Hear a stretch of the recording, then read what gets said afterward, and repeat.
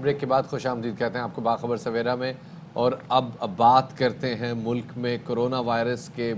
بڑھتے ہوئے ایگریشن کی۔ پچھلے 24 گھنٹوں کے دوران این سی او سی کے اعداد و شمار کے مطابق ملک بھر میں 71 افراد کرونا وائرس کے باعث انتقال کر گئے، اور اس طرح سے ملک میں کرونا وائرس کے باعث انتقال کر جانے والوں کی تعداد اب 9080 ہو چکی ہے۔ بالکل شفاعت، اور کل کے روز ہی تقریباً 40,000 ٹیسٹ کیے گئے ہیں، اور ان میں سے 2545 افراد کے جو کرونا ٹیسٹ ہیں وہ پازیٹیو آئے ہیں۔ کرونا کی دوسری لہر دن بدن شدت اختیار کرتی چلی جا رہی ہے، اور کل ایک ہم دیکھنے کے آئے دن شفاعت، جیسے ہم شو کے آغاز میں بات کر رہے تھے کہ اب اپنے آس پاس بہت سے ایسے لوگ ہیں جو کہ کرونا کی وجہ سے جو ہیں وہ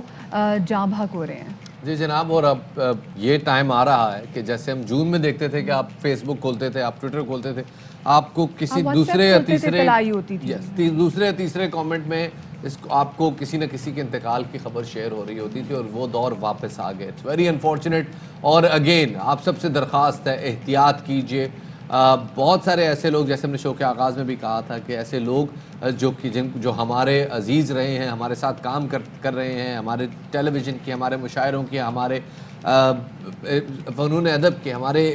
ان سب صحافت کی وہ زینت رہے ہیں، اب وہ ایک سٹیٹسٹک بن جاتے ہیں، وہ ہلاک شدگان میں ان کا نام آ جاتا ہے۔ اسی طرح کا ایک نام طارق ملک بھر میں کرونا تیزی سے اپنے پنجے گاڑ رہا ہے۔ صوبہ سندھ بالخصوص کراچی سب سے زیادہ متاثر ہو رہا ہے۔ صوبے میں ایک دن میں 58 اموات ہوئی ہیں، جو کہ ایک ریکارڈ ہے۔ اس طرح صوبے میں مجموعی تعداد 3222 تک اب جا کے پہنچ گئی، اور کراچی کے مختلف اضلاع میں مائکرو اور سمارٹ لاک ڈاؤن کے باوجود پابندی ہوتی ہوئی نظر نہیں آتی۔ اسکول کی چھٹیوں کے باوجود بچے گھروں سے باہر ہیں، پارکوں میں ہیں، بازاروں میں ہیں، مالز میں ہیں، دکانوں میں بازاروں سے زیادہ رش ہے، اور ایس او پیز کا خیال نہیں رکھا جا رہا، اور یہی وجہ ہے کہ کراچی میں مثبت کیسز کی تعداد اب 18.76%، جبکہ حیدرآباد میں 16.56%، پشاور میں 15.99% رپورٹ ہو رہی ہے، اور اسی طرح کراچی آگے نظر آ رہا ہے۔ وزیر اعظم کے معاون خصوصی ڈاکٹر فیصل سلطان نے اسلام آباد میں پریس کانفرنس سے خطاب کرتے ہوئے کہا کہ پورے پاکستان خصوصی طور پر بڑے شہروں میں کرونا کیسز میں تیزی سے اضافہ ہو رہا ہے، اسپتالوں پر دباؤ بڑھ رہا ہے، اور اس جان لیوا وبا پر قابو پانے کے لیے پوری قوم کا تعاون کرنا بے حد ضروری ہے۔ اور اسی حوالے سے بات کرنے کے لیے ہمارے ساتھ موجود وزیر اعظم عمران خان کے معاون خصوصی برائے صحت ڈاکٹر فیصل سلطان صاحب، ان کو شامل گفتگو کریں گے۔ ڈاکٹر صاحب بہت شکریہ، آپ نے باخبر سویرا کو وقت دیا۔ ڈاکٹر صاحب، ایسی کیا وجہ بن رہی ہے کہ ہم دیکھ رہے ہیں کہ جو بڑے بڑے شہر ہیں، بالخصوص کراچی، لاہور، ملتان، یہاں پہ کرونا بہت تیزی سے پنجے گاڑ ہے؟ کچھ ایسے ہے جی کہ یہ بیماری چونکہ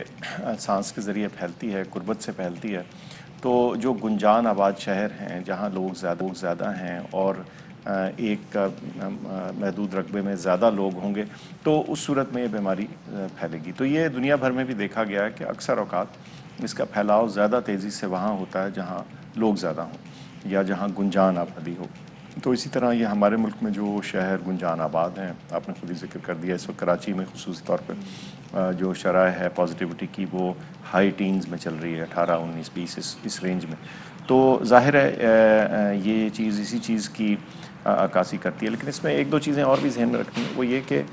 جہاں کہیں بھی ہم اپنی احتیاطی تدابیر کو اپنا لیتے ہیں وہاں اس میں کمی بھی آ جاتی ہے،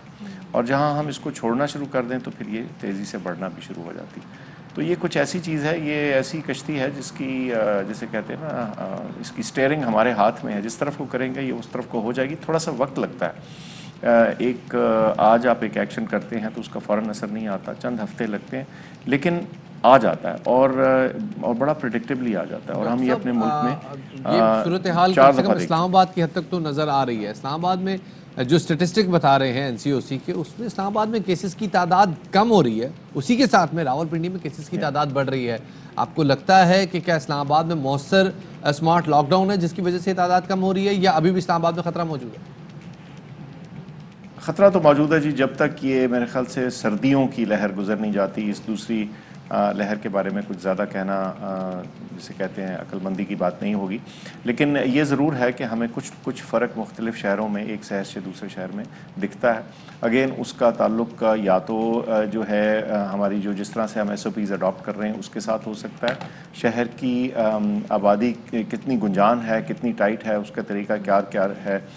वहाँ लॉकडाउन्स किस तरह से मौसर तरीके से हो रहे हैं या नहीं, उसका भी ताल्लुक हो सकता है। कुछ अननोन फैक्टर्स भी हो सकते हैं, लेकिन इस वक्त